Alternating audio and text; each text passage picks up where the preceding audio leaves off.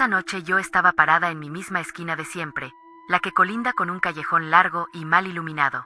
Lo conocía como la palma de mi mano, el olor a humedad, el sonido metálico de una reja floja, los vecinos que ya ni volteaban a vernos. Nada me sorprendía ahí, hasta que lo vi. Una figura recargada contra la pared del fondo del callejón. No hablaba, no se movía, solo estaba ahí, inmóvil, como si hubiera estado esperándome desde hacía horas. Cuando di un paso hacia atrás para verlo mejor, levantó la mano y dejó ver un fajo grueso de billetes. No hizo ninguna seña más, ni un gesto, ni un ven. Solo ese movimiento, tan lento que parecía ir contra el aire. Quise pensar que era un cliente común, uno de esos que prefieren no hablar. Pero algo en él me incomodó. No podía verle bien la cara, la sombra le cubría todo el rostro, pero noté que su ropa estaba ligeramente húmeda, como recién salida de la lluvia, aunque la calle llevaba seca más de un día. Aún así, necesitaba el dinero. Cuando me acerqué, hizo un gesto apenas perceptible hacia la avenida. Lo seguí. Caminaba rígido, sin voltear, sin hablar, sin hacer ruido. Ni el crujido del suelo bajo sus botas escuché. Eso me puso nerviosa. Para relajar el ambiente intenté preguntarle algo, lo más básico. ¿A dónde vamos? Nada. Ni un sonido. Solo levantó el brazo y señaló con 2 dedos el motel viejo de la esquina, uno que conocía bien. Entramos y el recepcionista ni nos miró. Estaba absorto en un radio viejo. El cuarto que nos dieron tenía una cama de resortes flojos, una silla coja y un olor a humedad demasiado marcado, incluso para ese lugar. El hombre entró primero, se sentó en el borde de la cama y esperó a que yo empezara. Intenté tomarlo del hombro para guiarlo, pero casi retiró la mano de golpe. Estaba helado. No frío de clima. Helado como metal que lleva horas en hielo. Le hablé más suave, tratando de romper la tensión, pero no reaccionaba. Ni un movimiento de respiración pude notar en su pecho. Yo misma tenía la piel erizada. Aún así, seguí con mi rutina, era mi trabajo, y no quería mostrar miedo. Pero cuanto más me acercaba, más extraño era todo. El aire se sentía pesado, como si las paredes respiraran. Un crujido fuerte en la habitación contigua nos hizo brincar a ambos, aunque él no volteó ni un milímetro. Sus ojos, cuando por fin pude verlos, no reflejaban la luz. Eran opacos, sin brillo, como si mirara a través de mí y no a mí. Terminamos demasiado rápido. Él se levantó sin despedirse, tomó su chaqueta húmeda, dejó el dinero en la mesa, y salió. No escuché la puerta cerrarse. No escuché pasos yéndose por el pasillo. Nada. Me quedé sola en el cuarto intentando recuperar el aire. Algo no cuadraba. Revisé el pago. Eran varios billetes doblados y pegados entre sí. Al separarlos, un olor fuerte salió de ellos. Un olor a drenaje viejo, a humedad estancada. Los dejé caer al piso. Mi piel entera tembló. Me vestí rápido y salí del motel sin voltear atrás. Mientras caminaba de regreso hacia mi departamento, solo podía pensar en una cosa. Ese hombre no estaba vivo. No podía estarlo. Dormí mal esa noche. Sentía el olor a humedad pegado en mis manos aún después de bañarme 2 veces. Me levanté temprano solo para intentar distraerme.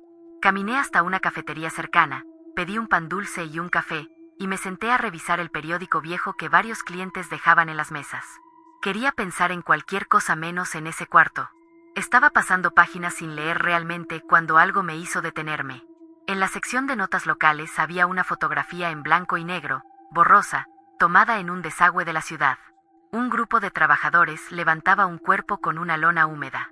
Pero no fue la escena lo que me paralizó. Fue la descripción. Hombre encontrado en drenaje pluvial. Cuerpo en avanzado estado de descomposición. Se estima que llevaba años desaparecido. Mi cuerpo entero se quedó rígido. Sentí el café temblar entre mis dedos. El artículo incluía un recuadro pequeño con una foto antigua del hombre, y aunque estaba más joven y vestido diferente, supe que era él. La forma del rostro, la mandíbula estrecha, las mismas botas de trabajo que vi la noche anterior. No había forma de confundirlo. Era el mismo hombre que había estado conmigo en el motel. Pero según la nota, ese hombre había muerto hacía años. Solté el periódico, empujé la silla hacia atrás y caminé hasta la salida sin terminar mi café. Mi respiración estaba fuera de control. Me repetía en la cabeza que debía estar confundida, que no podía ser él, que quizá mi mente me jugaba una mala pasada después de una noche rara. Pero no era confusión. Era certeza, fría como su piel. Esa tarde decidí tirar todo el dinero en una bolsa y deshacerme de él. No quise tocarlo más. Aún a través del plástico seguía oliendo a drenaje viejo, como si viniera de un lugar que no había visto la luz en mucho tiempo. Intenté seguir trabajando los días siguientes, pero algo cambió. Cada vez que pasaba por el callejón donde lo vi por primera vez, sentía que había alguien recargado en la pared. No me atrevía a voltear. Podía percibir esa presencia quieta, silenciosa, la misma sensación de aire estancado y frío que había sentido en el motel. Una madrugada, mientras regresaba a casa, escuché pasos detrás de mí. Lentos, sin ritmo humano. Me forcé a no mirar, a caminar más rápido, a no escuchar nada más. Pero justo antes de salir del callejón, una corriente de aire helado me golpeó la espalda. La misma temperatura que sentí aquella noche cuando él me tocó. No volteé. No tenía que hacerlo. Sabía exactamente quién estaba ahí. Desde entonces evito esa zona por completo. Pero a veces, cuando la noche está demasiado quieta, siento que si me atrevo a regresar, lo encontraré en el mismo lugar, recargado en la pared del fondo, esperando a otra mujer que no debería verlo. Arturo llevaba 3 años trabajando en una maquila de Nuevo México. Las jornadas eran duras, pero al salir siempre se reunía con los mismos compañeros en un bar pequeño cercano a la carretera.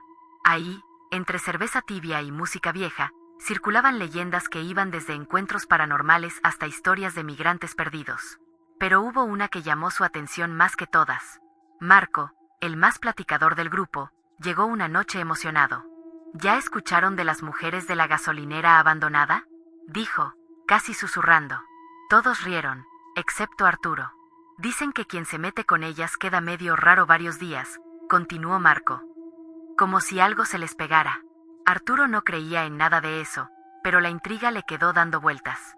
Días después, sin decirle a nadie, pidió el contacto. Quería comprobar por sí mismo si era cierto. La primera cita fue normal, una mujer amable, conversación ligera, un encuentro sin nada fuera de lo común.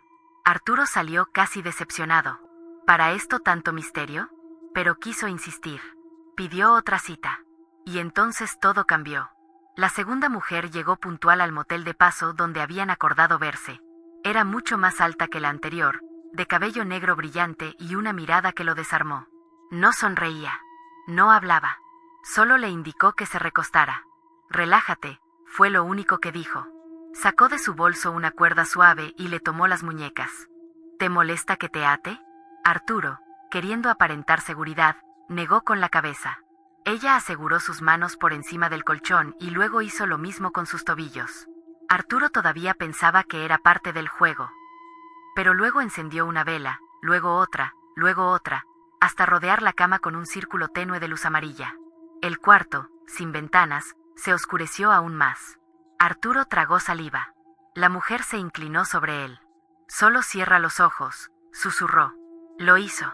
Sintió su respiración cerca del rostro. Escuchó el crujido de la cama.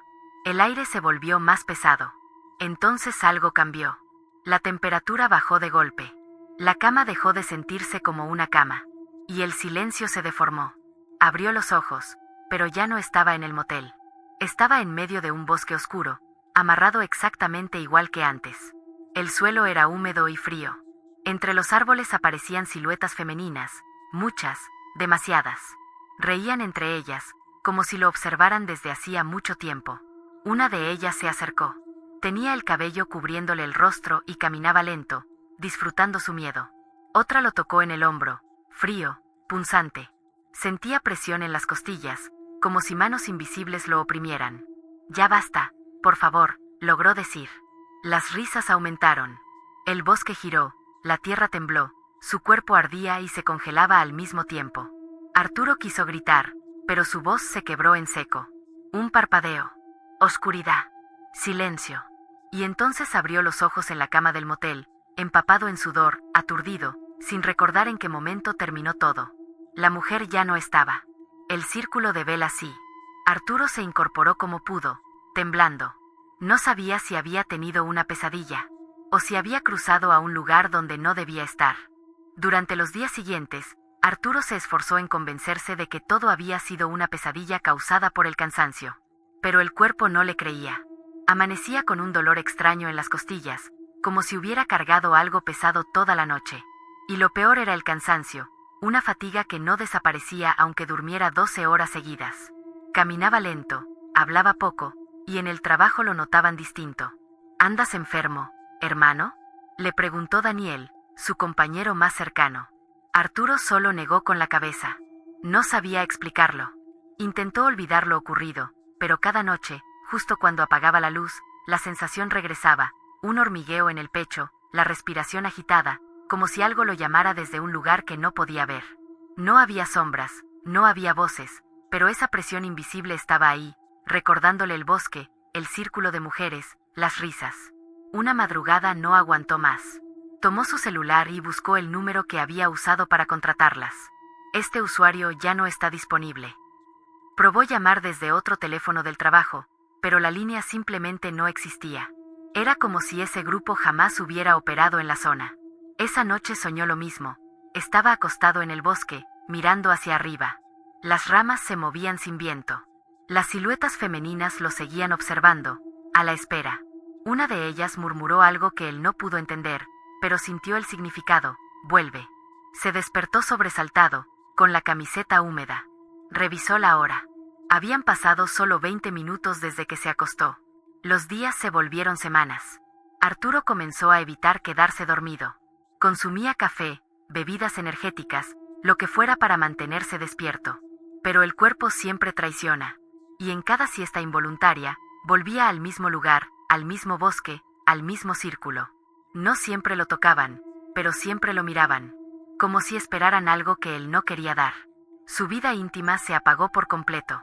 No podía estar con nadie sin recordar el frío de esa mujer, la forma en que lo ató, su respiración lenta.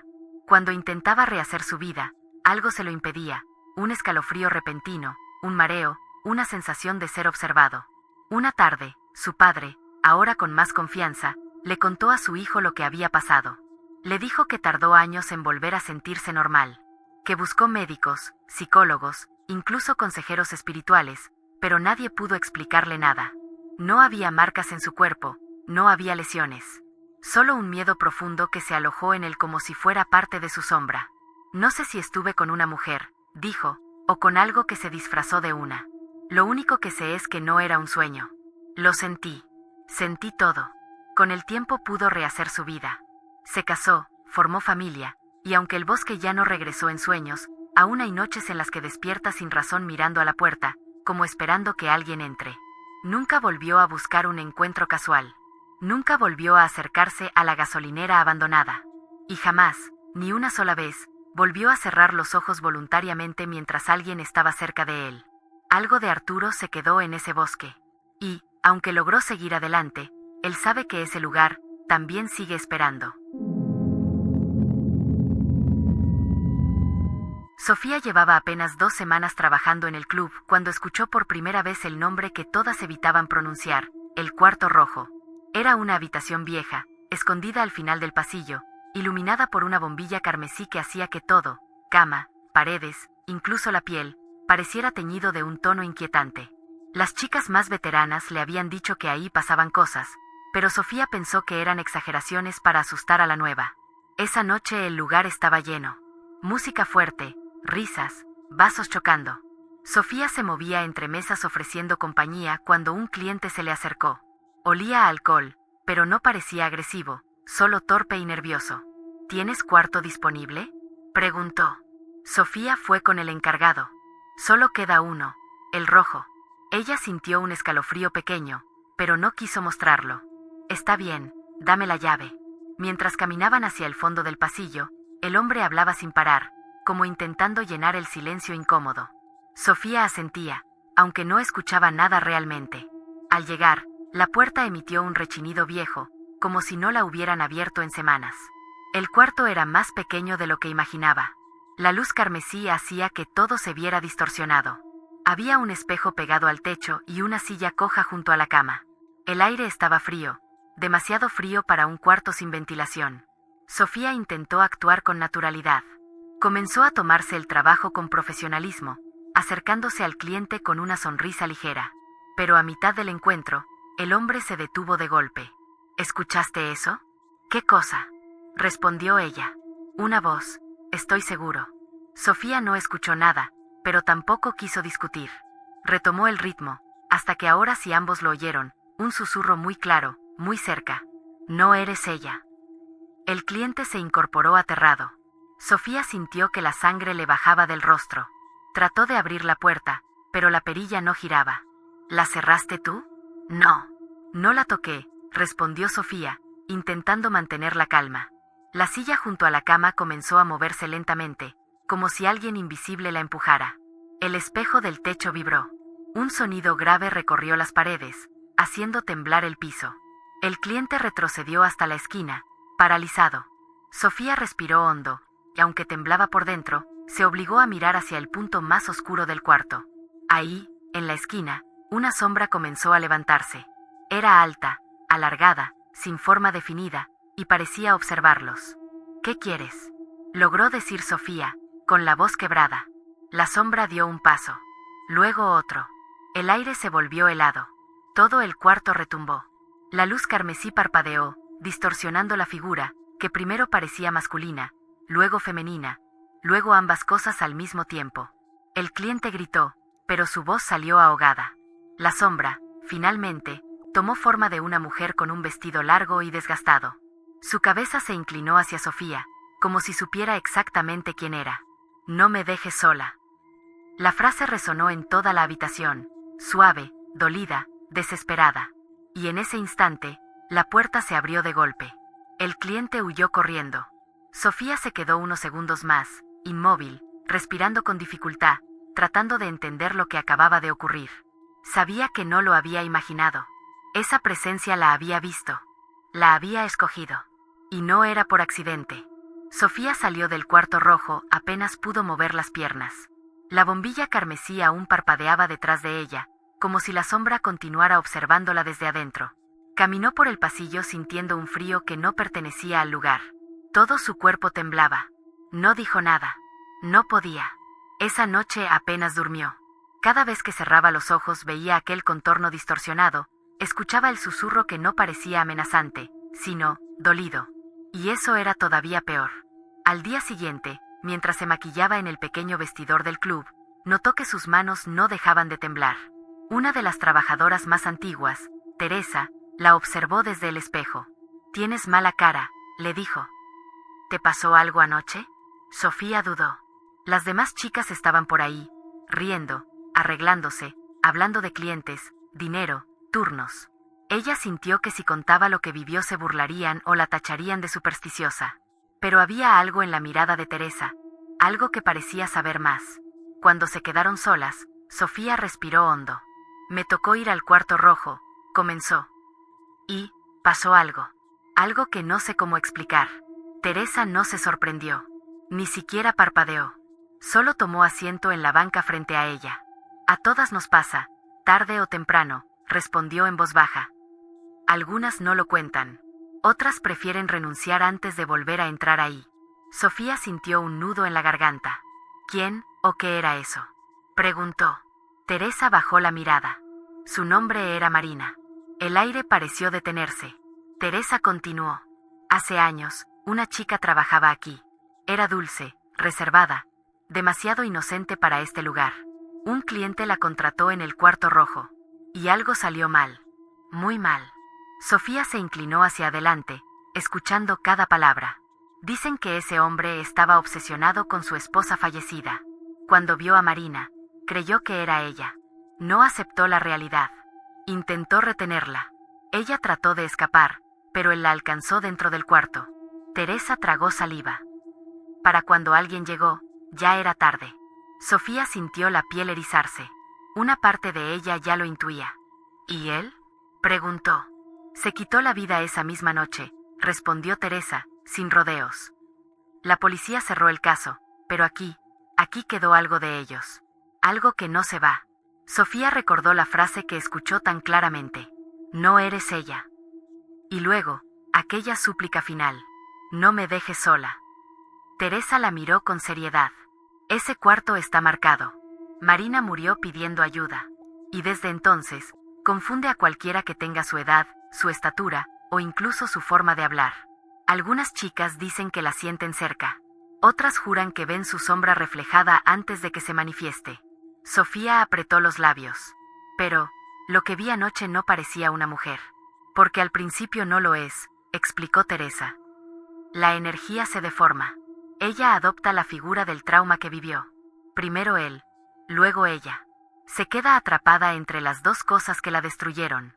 Sofía sintió un escalofrío recorrerle la espalda. ¿Y qué hago?, preguntó casi en susurro.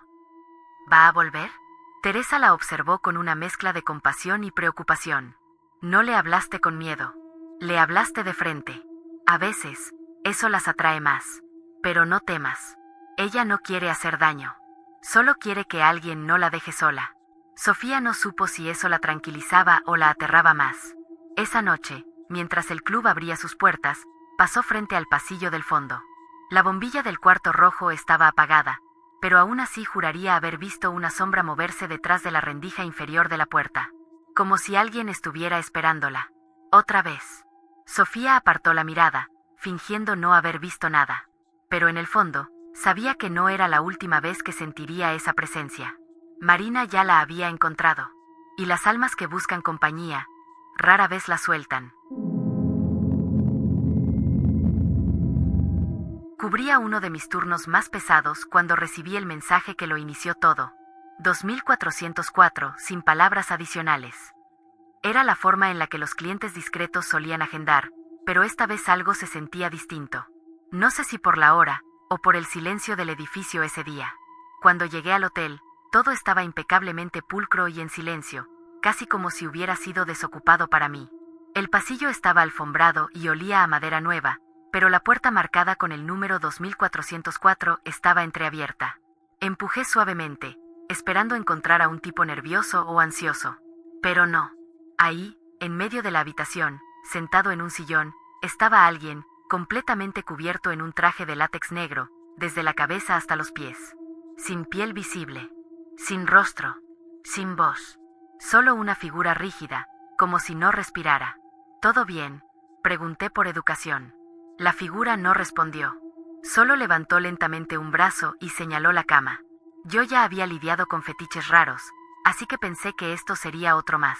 Me quité el abrigo, dejé mi bolso en una silla y me acosté. Esperé que él se acercara, pero no lo hizo. Permaneció sentado, viéndome. Minutos así. 10, 15, 20. Yo empezaba a inquietarme, pero de pronto él se puso de pie, dio unos pasos, encendió la lámpara de la mesita, una luz cálida que chocó con lo brillante de su traje, y después simplemente caminó hacia otra puerta interna, y la cerró detrás de él. Nada más. En ese momento mi celular vibró. Notificación bancaria. Me había depositado 3 veces lo acordado. Me vestí rápido, tomé mis cosas y salí. El encuentro había sido corto, silencioso y perturbador, pero, ¿con ese pago? No me iba a quejar. Pasaron unos días y volvió a escribir.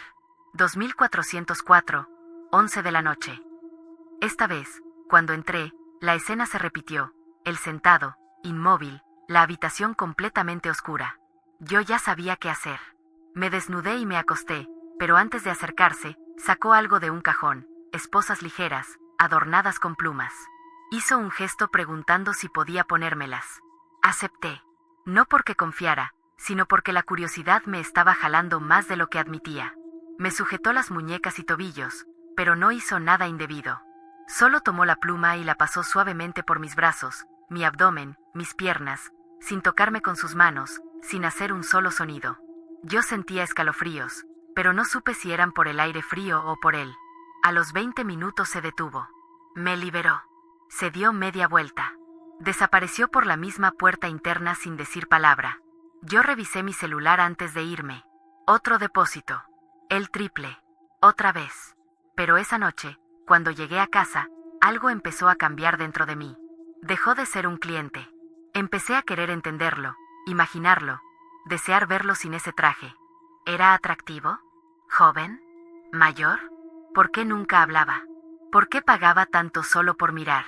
Y sobre todo, ¿por qué sentía que bajo esa máscara había alguien que me observaba como si ya me conociera? La obsesión empezó ahí. y no tardaría en llevarme a cometer el peor error de mi vida. Apenas cerré la puerta de la 2404 por tercera vez, supe que algo iba a salir mal. El cuarto estaba en penumbra, la lámpara encendida apenas iluminaba su silueta. Él estaba sentado en el mismo sillón de siempre, inmóvil, como si me estuviera esperando o acechando. No pude evitarlo. Mi obsesión ya me estaba consumiendo. Hoy quiero verte, dije, avanzando con decisión. Él no respondió, pero tampoco se movió. Eso para mí fue una señal equivocada, que tenía permiso, que al fin iba a poder saber quién era. Me acerqué con lentitud, dejé la bolsa en el suelo, y sin darle tiempo a reaccionar, me senté sobre sus piernas. El traje brillaba como piel mojada bajo la luz tenue. Pasé mi mano por su pecho, por su cuello, resbalé mis dedos por el borde de la máscara. Y ahí lo sentí. Un temblor, como si todo su cuerpo reaccionara de golpe. «Solo quiero verte», susurré. Entonces tiré ligeramente del borde del guante para ver aunque fuera un fragmento de su piel. Lo que apareció debajo no era humano. Una mano huesuda, amarillenta, rígida como si llevara siglos sin moverse. Las venas marcadas como cuerdas negras. Temperatura imposible, un frío que quemaba. Él soltó un grito. No era voz de un hombre. No era voz de mujer. Era un sonido rasgado, profundo, que vibró en las paredes como si el cuarto entero respirara con él. Me caí al piso del susto. Tropecé con la alfombra y traté de gatear hacia la puerta, pero él seguía gritando detrás de mí, retorciéndose, golpeando la pared. La lámpara parpadeaba como si estuviera a punto de reventar. Corrí. No sé cómo, pero abrí la puerta y salí tambaleando al pasillo, mareada, sudando frío. Nadie salió a ver qué pasaba. Nadie escuchó nada. El hotel parecía muerto. No volví a verlo después de esa noche. No volvió a escribir. Bloqueó el número o desapareció por completo. Pasé días sin poder dormir, sentada en la orilla de mi cama, repasando el momento en el que ese guante cayó al suelo de la 2404. Me arrepentí 1000 veces de no haberlo dejado ahí, pero mi error había sido más grande, querer saber quién estaba bajo ese traje. Busqué a la compañera que me había recomendado atenderlo. Cuando por fin respondió, le conté lo que pasó. Hubo un silencio largo, y después me dijo algo que me dejó helada. Ese cliente no es hombre. ¿Cómo que no?, pregunté. No lo sé, Valeria. Solo sé que antes de ti, otra chica intentó hacer lo mismo que tú, y terminó obsesionada igual. Le pedí que me dijera quién había sido. No quería hacerlo, pero al final soltó el nombre. Paula. Nunca la conocí, pero en el grupo todas sabían de ella. Una chica joven, discreta, que dejó de atender clientes de un día para otro. Nadie sabía por qué, hasta que una recepcionista de hotel contó su versión. Paula fue hallada sin vida en la habitación 2404. En la cama. Sola. Como si hubiera estado esperando a alguien, o algo. El hotel ya había cambiado muebles, alfombras, lámparas. Pero mantuvieron el mismo número en la puerta. Esa fue la última noche que trabajé ahí. Y desde entonces, cada vez que paso por un pasillo alfombrado y veo un número terminado en 04, siento que alguien vestido de negro podría estar sentado en algún sillón, esperando a que otra mujer entre. Solo para mirarla. Cubría mi turno esa noche cuando el celular vibró con un mensaje corto, donde siempre, en media hora. No decía más. Serlín ya conocía ese tono, directo, sin errores. Era su cliente más constante, un hombre reservado que pagaba puntual y no pedía nada extraño. Justo por eso, aunque ya iba a acostarse, decidió arreglarse rápido y salir. Eligió un vestido negro sencillo, se puso perfume y tomó un taxi rumbo al mismo hotel donde se veían desde hacía meses. El pasillo olía a humedad, pero al acercarse a la habitación designada, un aroma dulce le golpeó de frente. Era el perfume de él, pero más fuerte, como si alguien hubiera rociado la habitación entera minutos antes. Cuando entró, él ya estaba sentado al fondo, cruzado de piernas, observándola con esa expresión neutra que siempre llevaba. «Llegaste antes que yo», dijo ella, intentando romper el hielo. Él solo levantó la mirada y señaló la cama. El encuentro fue lo de siempre, rápido, mecánico, sin conversaciones, casi rutinario. Al terminar, él se vistió con calma, dejó un sobre amarillo sobre la mesa y salió sin mirar atrás. Serlín esperó unos segundos, respiró hondo y comenzó a arreglarse para irse. Pero mientras cerraba la puerta, nuevamente ese aroma dulce la envolvió. Era tan intenso que le ardió la garganta. De regreso en su departamento, se metió directo a la ducha. Quería quitarse el olor, pero al salir, seguía impregnado en su piel. Revisó el sobre. Todo estaba en orden. Se puso la pijama y se dejó caer en su cama. Estaba agotada. Se acostó boca arriba y apagó la luz. Apenas cerró los ojos, la presión llegó, un peso brutal sobre el pecho, como si alguien se sentara encima. Intentó mover las manos, pero no podía. Intentó gritar, pero la garganta no le respondía. Era la parálisis del sueño, lo sabía, pero esta vez había algo distinto. Entre las sombras vio una figura parada junto a la cama. Estaba quieta, rígida. El olor del perfume se volvió casi irrespirable. La silueta dio un paso. Otro. Serlín sintió como el aire se congelaba. Era él. Era la forma de él. Pero la sombra parecía más alta, más delgada, más incorrecta. Su corazón golpeaba tan fuerte que pensó que iba a desmayarse. La figura se inclinó apenas, como si la examinara. Una exhalación fría le rozó la mejilla. Y entonces, igual que llegó, desapareció. De golpe, la presión se rompió. Serlín se incorporó jadeando, el cuerpo empapado en sudor. Las ventanas estaban cerradas, la puerta también. No había nadie. Pero el perfume seguía ahí, pegado al aire como si fuera líquido. Su celular vibró. Era su amiga del trabajo. Amiga, ¿ya viste las noticias? Tu cliente murió anoche. Un choque. Justo cuando salió del hotel. Serlín sintió como se le aflojaban las piernas. El olor volvió a intensificarse. Ella abrazó sus rodillas, temblando. Algo no había terminado esa noche. Serlín pasó todo el día siguiente distraída, revisando su teléfono a cada rato, como esperando que ese número, el de él, volviera a aparecer en pantalla. Pero cada intento que hacía terminaba igual. Mensajes sin entregar, llamadas que se iban directo al silencio. Ella se repetía que quizá era una confusión, que tal vez la persona de la noticia no era realmente su cliente. Pero en el fondo sabía la verdad. Esa noche intentó dormir con la luz encendida. Preparó una infusión para relajarse, acomodó su cuarto, abrió la ventana para que el aire circulara. Todo inútil. A medianoche, el olor comenzó a filtrarse de nuevo, suave al principio, luego más denso, como una nube dulce que se arrastraba hasta su cama. Serlín se sentó de golpe. No, no otra vez, susurró. El cuarto se enfrió de inmediato. El foco titiló una vez y luego se apagó por completo. Serlín pensó en correr hacia la puerta, pero el cuerpo no le respondió. No estaba dormida. No estaba soñando. La inmovilidad llegó despierta, como si algo le sujetara los hombros y la clavara al colchón. Sintió pasos. Lentos. No sobre el piso, sino alrededor de la cama, como si alguien diera vueltas, estudiándola. La sombra se materializó a un costado. Era la misma figura del hotel, pero distorsionada, más líquida que humana. Se inclinó hacia ella y el olor del perfume se volvió tan intenso que le quemó los ojos. Una mano, o lo que parecía una mano, se apoyó en su pierna. Serlín sintió una mezcla de frío y peso, pero también una familiaridad inquietante, como si la entidad conociera cada espacio de su cuerpo. No podía moverse, pero sí pensar. Si realmente eres tú, ¿por qué regresas así? La figura respondió sin palabras, un roce en su pecho, una presión suave que imitaba exactamente los gestos de cuando él estaba vivo. Serlín tembló. No sabía si llorar o dejarse llevar. Todo terminó cuando un golpe seco resonó en la pared. El foco volvió a encenderse y la sombra se desvaneció de inmediato, como si algo la hubiera ahuyentado. Serlín recuperó el control de su cuerpo y cayó al piso, respirando con dificultad. Las noches siguientes fueron iguales. La entidad no siempre aparecía, pero el perfume sí. A veces lo sentía recostarse junto a ella. A veces escuchaba la cama crujir a su lado.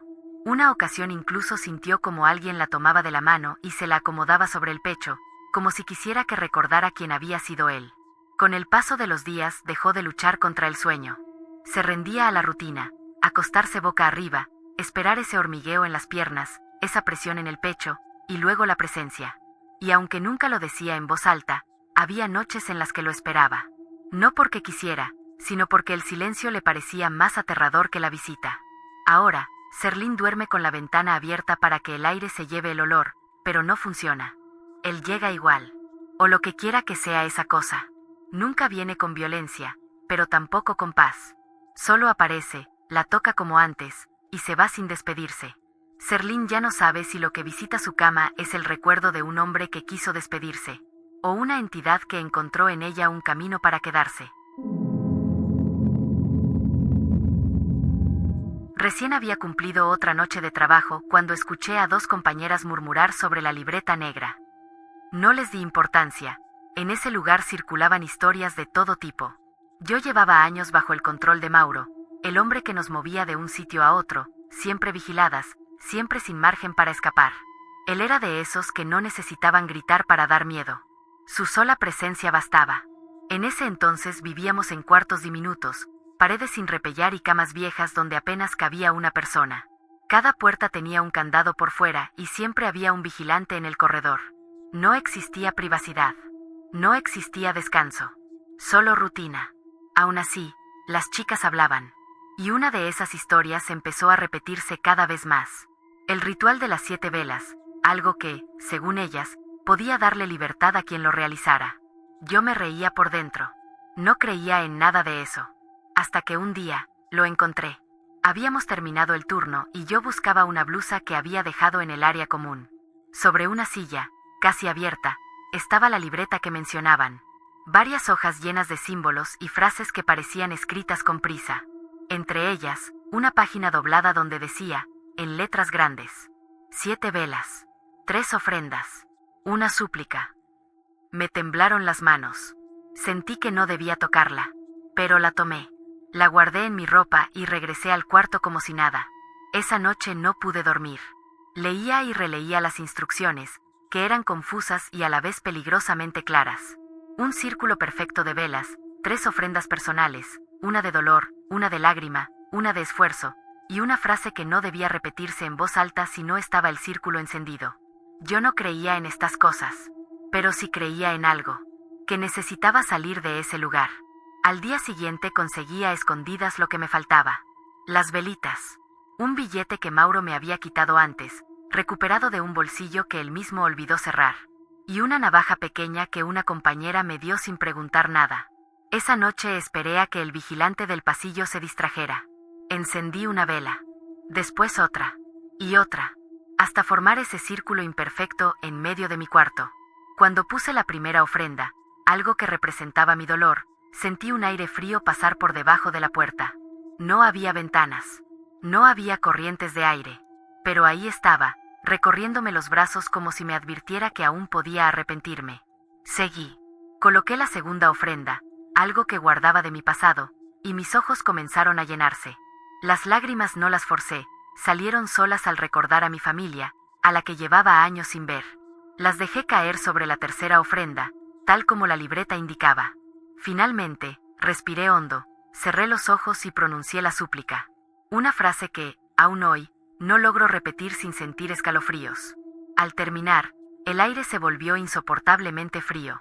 Todas las velas se apagaron de golpe. Todo quedó oscuro. Luego, las velas se encendieron otra vez, una por una, sin que yo las tocara. Sentí que algo me observaba desde las paredes. Algo que no estaba ahí antes. Algo que había entrado cuando yo abrí la puerta equivocada. ¿Dormí mal? ¿O no dormí? No estoy segura. A la mañana siguiente nos despertó un grito. Un murmullo en el pasillo. Pasos corriendo. Mauro, el hombre que nos controlaba, había tenido un accidente esa misma noche. Su camioneta chocó a unas cuadras del lugar. No sobrevivió. El corredor estalló en caos. Los vigilantes no sabían qué hacer, quién los mandaba ahora. Y en ese desorden, muchas vimos lo mismo. Era nuestra única oportunidad. Corrimos. Yo fui una de las que lo logró. Pero mientras huía por la calle, con el corazón a punto de salírseme del pecho, una idea se clavó en mi mente como un eco. Nada de lo que pedí fue gratis. Cuando logré llegar a otra ciudad, pensé que por fin había terminado todo. Busqué un cuarto barato, cambié mi nombre y traté de encontrar trabajo por mi cuenta. La libertad se sentía rara, como si alguien me hubiera quitado un peso, pero puesto otro encima. Los primeros días pasé hambre. Los siguientes, algo cambió. Un cliente me dio una propina exagerada sin razón. Otro dejó olvidado un billete en la mesa. Una tarde, en un camión, al mover la mano encontré un billete de 500 pegado bajo el asiento. y en mi cuenta bancaria aparecieron depósitos pequeños, como si alguien hubiera pagado algo por mí. Era raro, pero no era malo. Pensé que tal vez era suerte, consecuencia del esfuerzo, de estar fuera, de respirar por fin sin miedo. Pero entonces llegaron los sueños. Primero, veía las 7 velas encendidas. Luego, alrededor, sombras largas, al principio borrosas, luego más definidas, casi humanas, que murmuraban algo que no alcanzaba a entender. Hasta que una noche escuché la frase con claridad: no has pagado lo que falta.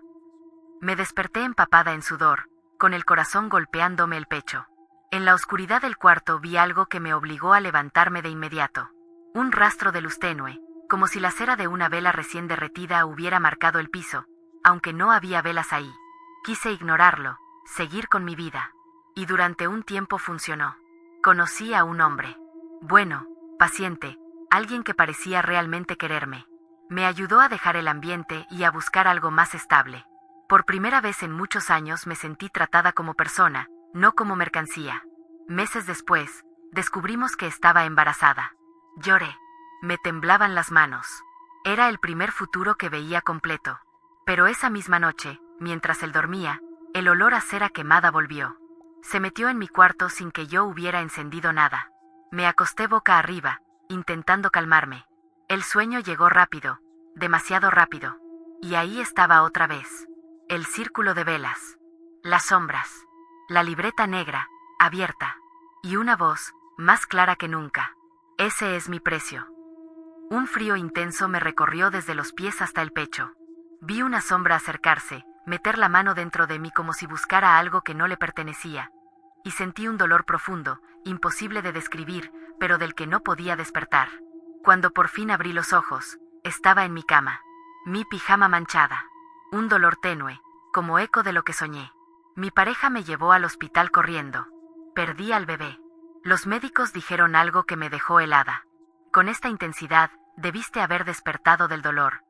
¿Cómo no sentiste nada? Pero sí sentí. En el sueño. Donde esa sombra me arrebató lo que más quería.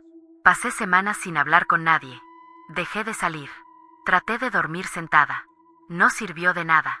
Una noche, mientras intentaba descansar, escuché un susurro detrás de mi espalda. Ahora estamos a mano. El olor a cera desapareció desde entonces. Las sombras también. El dinero dejó de aparecer. El resto de mi vida volvió a sentirse normal, aunque rota. Y entendí algo. No importa cuán desesperada estés. Ningún ritual te da libertad sin pedir algo a cambio. Nada de lo que viene de ahí es gratis. Nada.